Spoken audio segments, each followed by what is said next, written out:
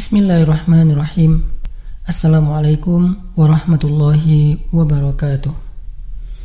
Allah subhanahu wa ta'ala berfirman, A'udzu billahi minasyaitonir rajim. Bismillahirrahmanirrahim. Ya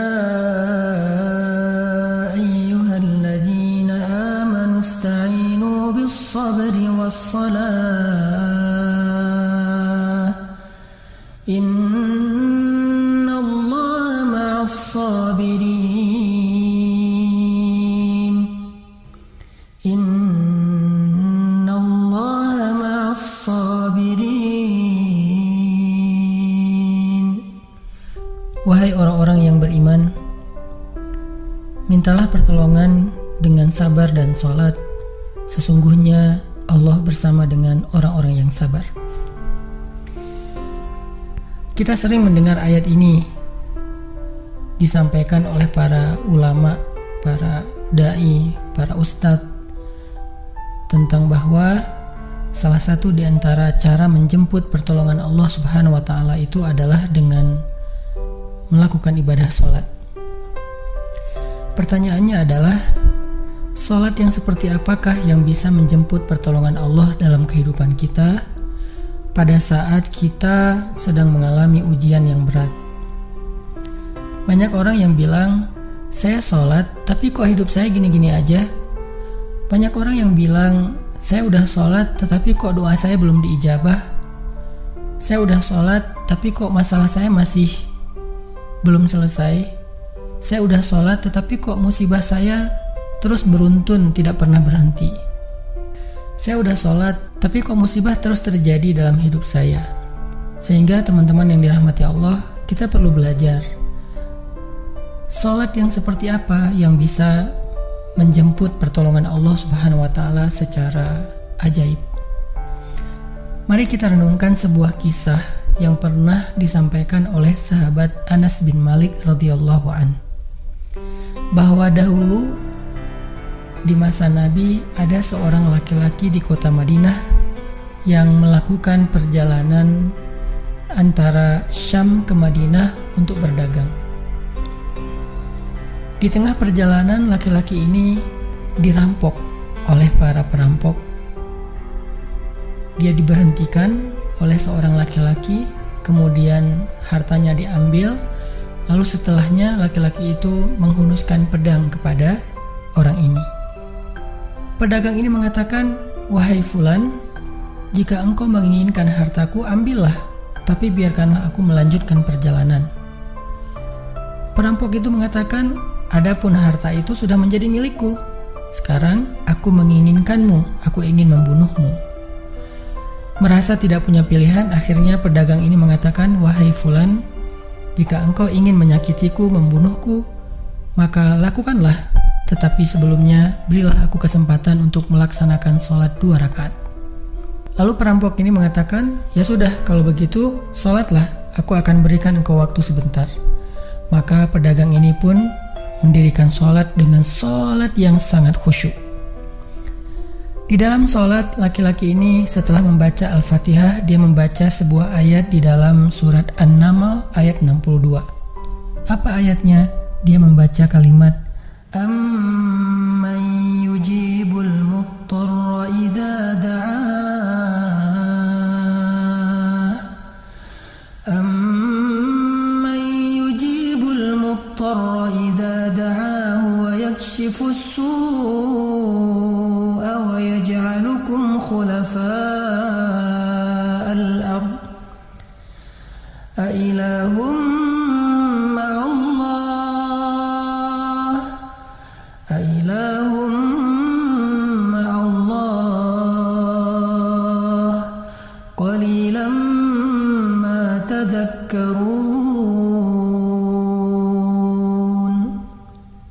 Bukankah dialah Allah yang memperkenankan doa orang yang dalam kesulitan apabila dia berdoa kepadanya, dan menghilangkan kesusahan dan menjadikan kalian sebagai khalifah di muka bumi?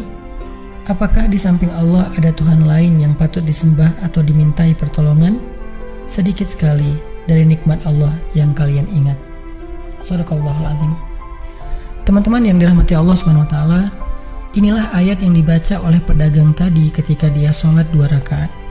Dia membaca kalimat ini dengan penuh penghayatan dan perenungan. Dia mentadabburi ayat ini. Amma yujibul muttarra idza da'ah wa yakshifus su'. Bukankah dialah Allah yang memperkenankan doa orang-orang yang dalam kesulitan dan menghilangkan kesusahan? Dia menghayati ayat ini. Dia mentadabburi ayat ini. Sehingga muncullah rasa yakin di hatinya bahwa harapannya saat ini satu-satunya adalah Allah yang yujibul muttar. Dia dalam kondisi muttar, dalam kondisi kesulitan, dalam kondisi terancam. Muttar itu bisa bermakna terancam, kesulitan, kesusahan, dan berbagai macam makna dari ketidakberdayaan. Siapa yang yujibul muttar? Siapa yang akan memperkenankan doa orang yang tidak berdaya selain Allah? Wa yakshifus su', dan menghilangkan kesusahannya selain Allah. Maka mulai muncullah rasa yakin di dalam hati laki-laki ini setelah membaca ayat tersebut. Setelah selesai dia lakukan sholat, kemudian dia mengangkat kedua tangannya. Dia berdoa kepada Allah dengan menyebut nama-nama Allah yang mulia. Ya Rabbi, wahai Tuhan yang maha pengasih, wahai Tuhan yang maha penyayang, wahai Tuhan yang memiliki arasy yang mulia, wahai Tuhan yang menampakkan makhluk, wahai Tuhan yang maha mengembalikan, wahai Tuhan yang maha melaksanakan apa yang Dia kehendaki. Aku mohon dengan cahayamu yang memenuhi sudut-sudut arasy-Mu. Hamba mohon kepadamu dengan kekuasaanmu yang menguasai makhluk-Mu, dan dengan rahmat-Mu yang meliputi segala sesuatu. Tidak ada Tuhan yang berhak disembah selain Engkau, ya Allah. Wahai Tuhan yang maha penolong, tolonglah aku. Laki-laki ini berdoa meminta kepada Allah dengan menyebut kebesaran Allah di arasy, menyebut cahaya-cahaya yang dimiliki oleh Allah yang meliputi arasy-Nya yang mulia. Tiba-tiba setelah selesai berdoa, muncullah seorang laki-laki dengan pakaian hijau bercahaya. Dia mengendarai seekor kuda berwarna abu. Dia mengeluarkan pedang. Lalu perampok tadi mencoba untuk menyerang laki-laki berkuda itu. Tetapi laki-laki berkuda itu menendang dengan kudanya sehingga perampok ini terhempas, terjatuh. Kemudian laki-laki tersebut membunuh perampok itu seketika. Kemudian pedagang itu bertanya, "Siapakah Tuan?" Lalu penunggang kuda itu menjawab, "Ketahuilah, saya adalah malaikat yang turun dari langit ketiga. Ketika kamu berdoa kepada Allah kali yang pertama, kami para malaikat mendengar suara gemerincing dari pintu-pintu langit. Sehingga para malaikat bertanya-tanya, apa yang sedang terjadi? Tiba-tiba muncullah doamu yang kedua, hingga pintu-pintu langit terbuka dan nampaklah cahaya yang sangat benderang. Dan di doamu yang ketiga, datanglah malaikat Jibril kepada kami seraya berseru, siapakah di antara kalian wahai para malaikat yang mau menolong hamba Allah itu? Lalu aku memohon kepada Allah agar Ia mengizinkanku melaksanakan tugas ini. Wahai hamba Allah, ketahuilah, barang siapa yang berdoa dengan doa yang engkau baca tadi ketika dalam kesedihan, penderitaan, dan dalam keadaan sedang susah, maka Allah akan melepaskannya dari kesedihan dan akan menolongnya."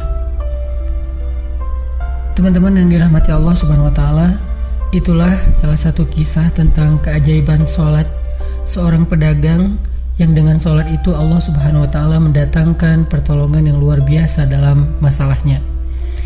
Pertanyaannya adalah, apa rahasia sholat pedagang itu sehingga Allah mendatangkan malaikat khusus yang menunggang kuda berwarna abu, lalu malaikat ini membunuh perampok yang ingin mencelakai pedagang itu?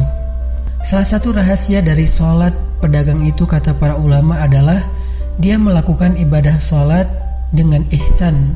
Seperti yang dikatakan Nabi tentang bab ihsan, an ta'budallah ka'annaka tarah fa illam takun tarah fa innahu yarak. Ketika engkau beribadah kepada Allah, seolah-olah engkau melihat Allah. Jika engkau tidak bisa melihat Allah, maka yakinlah Allah melihatmu.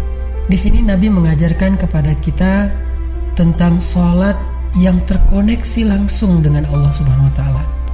terkoneksi dalam yakin dan iman sampai seolah-olah kita melihat Allah. Artinya ketika kita bisa sholat seolah-olah kita melihat Allah, lalu dengan kondisi seperti itu kita meminta pertolongan Allah dengan penuh keyakinan, itulah sholat yang mendatangkan pertolongan Allah. Atau kalau kita nggak bisa membayangkan bahwa kita melihat Allah karena itu memang sulit, maka yakinlah Allah melihat kita dan itu pasti. Artinya bahwa Allah itu pasti mendengar kita, melihat kita, dan sedang menunggu apa yang kita butuhkan. Maka orang yang bisa melakukan sholat dalam keadaan benar-benar seperti sedang bertemu dengan Allah, lalu dia meminta pertolongan Allah Subhanahu wa Ta'ala seperti pedagang tadi, maka sholatnya itulah yang disebut di dalam Al-Quran wasta'inu bis sabri was sholah, sholat yang bisa mendatangkan pertolongan Allah Subhanahu wa Ta'ala. Semakin sering kita melakukan sholat dengan ihsan, benar-benar seperti bertemu dengan Allah Subhanahu wa Ta'ala. Kalau kita nggak bisa ngerasain bagaimana cara menghayati kita melihat Allah, yakinlah Allah melihat kita. Dan kalau kita bisa mendawamkan ini dalam sholat 5 waktu dan dalam sholat-sholat sunnah kita yang lain, terutama sholat tahajud, maka insya Allah sholat kita sudah menjadi jalan keajaiban dalam kehidupan kita. Barakallahu